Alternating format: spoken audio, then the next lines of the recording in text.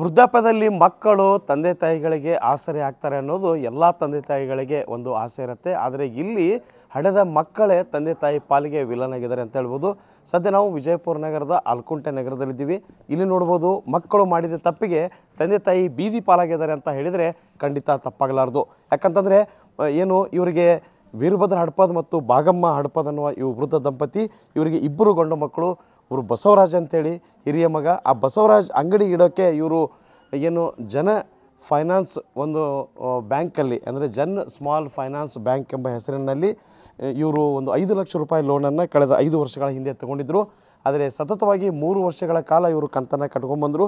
ಆದರೆ ಇವ್ರ ಮಗ ಮಾತ್ರ ಕಂತಿಗೆ ಒಂದೇ ಒಂದು ನಯಾ ಪೈಸೆನೂ ಕೊಟ್ಟಿರಲಿಲ್ಲ.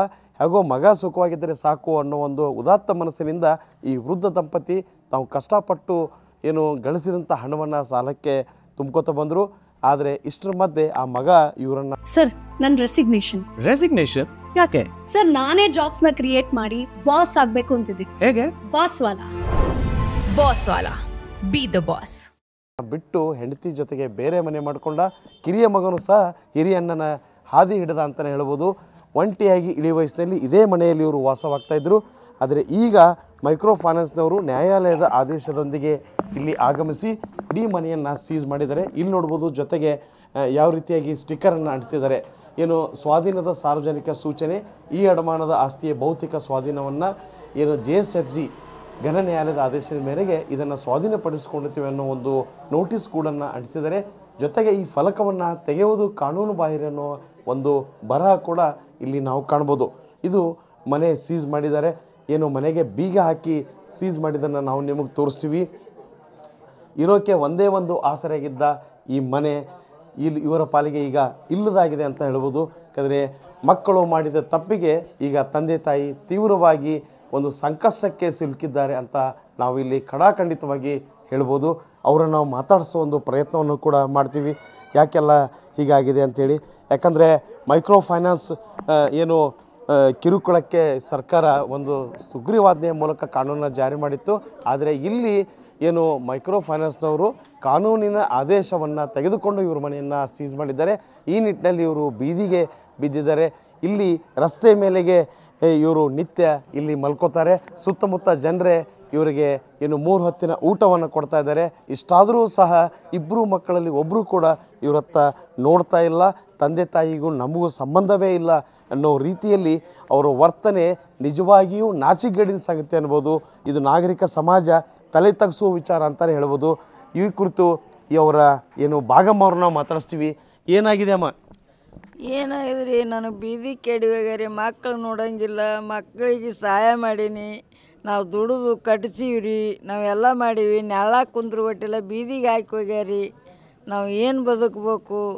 ನಾವು ಎಲ್ಲಿ ಹೋಗ್ಬೇಕ್ರಿ? ನಮಗೆ ಇಸಾ ತೊಗೊಂಡು ಸಾಯ್ತೀವಿ ರೀ. ನಾವು ಅಟ್ಟೆ ಉಳ್ದದ್ರಿ. ನಮಗೆ ಮಕ್ಕಳ ಆಸರೆ ಆಗ್ಬೇಕಂತ ಬಯಸ್ತಾರೆ. ಮಕ್ಕಳು ಆಡಿದ್ರು ಆಡಿಲಾರ್ದಂಗೆ ಆಗ್ಯದ್ರಿ. ನಮಗೆ ಏನು ಮಾಡೋನು? ನನಗೆ ಭಾಳ ತ್ರಾಸು ಕೊಟ್ಟಾರಿ ಬ್ಯಾಂಕ್ನವರು. ನಿನ್ನ ಮನೆ ಮೇಲೆ ಸಾಲದ, ನೀನೇ ಕೊಡಬೇಕು. ಈ ಜಾಗ ನೀವೇ ತಗೊಂಡಿದ್ರಿ? ನಾವೇ ತೊಗೊಂಡಿವ್ರಿ. ಮನೆನೂ ನೀವೇ ಕಟ್ಸಿ? ನಾನೇ ಕಟ್ಸೀನಿ ರೀ ಮನೆ. ನನ್ನ ಗಂಡ ನಾನು ದುಡ್ದು ಕಟ್ಸೀವ್ರಿ. ಒಬ್ಬರ ಬಳಿ ಸಾಲ ಮಾಡಿಲ್ರಿ. ನಾನು ರೂಪಾಯಿ ಕೂಡಿಸಿ ಕಟ್ಟೀನಿ ರೀ. ಮಗ ಅಂಗಡಿ ಹಾಕ್ಲಿ ಅಂತೇಳಿ ನಾ ಮನೆ ಮೇಲೆ ಸಾಲ ಇಸ್ದು ಕೊಟ್ಟೀನಿ ರೀ. ನನಗೆ ಮೋಸ ಮಾಡ್ಯಾನ್ರಿ ಮಗ. ತುಂಬಿಲ್ರಿ. ಆಮೇಲೆ ಏನು ಮಾಡಿದ್ರಿ? ನಾವು ಏನು ಮಾಡ್ರಿ, ನಾವೇ ದುಡ್ದು ಫೈನಾನ್ಸ್ ಬ್ಯಾಂಕಿನವ್ರಿಗೆ ಕೊಟ್ಟೀನಿ ರೀ. ಈಗ 1 ವರ್ಷ ಐತಿ. ನಮಗೆ ದುಡಿದು ಆಗೋದು. ನಮಗೆ ಎಲ್ಲಿದು ಕೊಡೋನ್ರಿ? ನಮಗೆ ಹೊಟ್ಟೆಗೆ ಇಲ್ಲಾರ್ದೆ ಕೂತೀವಿ. ಅವರು ಮನೆ ಮೇಲೆ ಸಾಲ ಕೊಟ್ಟಿವಿ, ನಿನ್ನ ಮಗನಿಗೆ ಕೇಳಂಗಿಲ್ಲ, ನಾವು ನಿನ್ನ ಕೇಳ್ತೀವಿ ಅಂತೇಳಿ ಮನೆ ಚೀಸ್ ಮಾಡಿ ಹೊರಗೆ ಹಾಕಿ ಹೋಗ್ಯಾರಿ. ಈಗ ರೋಡ್ ಮೇಲೆ ಮನೆಗೆ ಮಲ್ಕೋತೀವ್ರಿ. ಯಾರು ಕರ್ಕೋತಾರ್ರಿ ನಮಗೆ? ನನ್ನ ಮನೆಯಿಂದ ಹೊರಗೆ ಹಾಕಿಬಿಟ್ಟಾರಿ. ಮತ್ತು ಮಂದಿ ಬಾಜುನವ್ರು ತಂದು ಕೊಡಕತ್ತಾರಿ. ಎಲ್ಲ ಒಳಗಿಟ್ಟು ಚೀಸ್ ಮಾಡಿ ಹೋಗ್ಯಾರಿ. ಹ್ಞೂ ರೀ.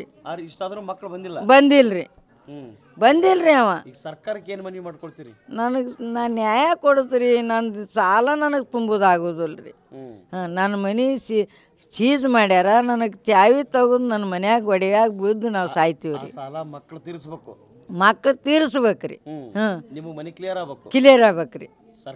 ಸರ್ಕಾರಕ್ಕೆ ಮನವಿ ಮಾಡ್ಕೊಳ್ತೀರಿ? ಹಾಂ. ಇದು ಏನು ಈ ಭಾಗಮ್ಮ ಅವ್ರ ಮಾತು ಏನು ಮಗ ಸುಖವಾಗಿರಲಿ ಅಂತೇಳಿ ನಾನು ಸಾಲ ಮಾಡಿ ಆತನಿಗೆ ಕೊಟ್ಟೆ, ಆದರೆ ಆತ ಒಂದು ನಯಾ ಪೈಸೆನೂ ತುಂಬಲಿಲ್ಲ. ಇಲ್ಲಿವರೆಗೂ ಸುಮಾರು 3 ಲಕ್ಷ ರೂಪಾಯಿವರೆಗೂ ನಾನು ಸಾಲವನ್ನು ಭರಣೆ ಮಾಡಿದ್ದೀನಿ. ಆದರೆ ಈಗ ನನಗೆ ಶಕ್ತಿ ಇಲ್ಲ, ವೃದ್ಧಾಪ್ಯ ಇದೆ, ನಿತ್ಯ ದುಡಿದು ತಿನ್ನೋಕ್ಕೂ ಆಗ್ತಾಯಿಲ್ಲ. ಸುತ್ತಮುತ್ತಲು ಜನರು ನೀಡಿದ ಆಹಾರವನ್ನೇ ತಿಂತ ನಾವು ಗಂಡ ಹೆಂಡತಿ ಇಲ್ಲಿ ಬೀದಿಯಲ್ಲಿ ಮಲಗ್ತಾ ಇದ್ದೀವಿ. ಮಾಡಿದ ಸಾಲವನ್ನು ನನ್ನ ಮಕ್ಕಳೇ, ನನ್ನ ಮಗನೇ ತೀರಿಸಬೇಕು. ನಮಗೆ ಈ ಮನೆಯನ್ನು ಸರ್ಕಾರ ಉಳಿಸ್ಕೊಡ್ಬೇಕು ಅನ್ನೋ ಮನವಿಯನ್ನು ಮಾಡ್ತಾಯಿದ್ದಾರೆ. ಈ ನಿಟ್ಟಿನಲ್ಲಿ ಸಂಬಂಧಪಟ್ಟಿರ್ಬೋದು, ಸರ್ಕಾರ ಯಾವ ಕ್ರಮನ ತೆಗೆದುಕೊಳ್ಳುತ್ತೆ ನೋಡಬೇಕಿದೆ. ಏನು ಮಾನವೀಯತೆ ಆಧಾರದ ಮೇಲೆ ಇದನ್ನು ವಿಶೇಷ ಪ್ರಕರಣವನ್ನು ಪರಿಗಣಿಸಿ ಇವರ ಸಹಾಯಕ್ಕೆ ಸರ್ಕಾರ ಮುಂದಾಗಬೇಕೆಂಬುದು ಈ ಸಾರ್ವಜನಿಕರ ಒತ್ತಾಯವಾಗಿದೆ. ಕ್ಯಾಮ್ರಾಮನ್ ಶ್ರೀಶಲ್ ಜೊತೆ ಅಶೋಕ್ ಅಡಲಿ, TV9 ವಿಜಯಪುರ.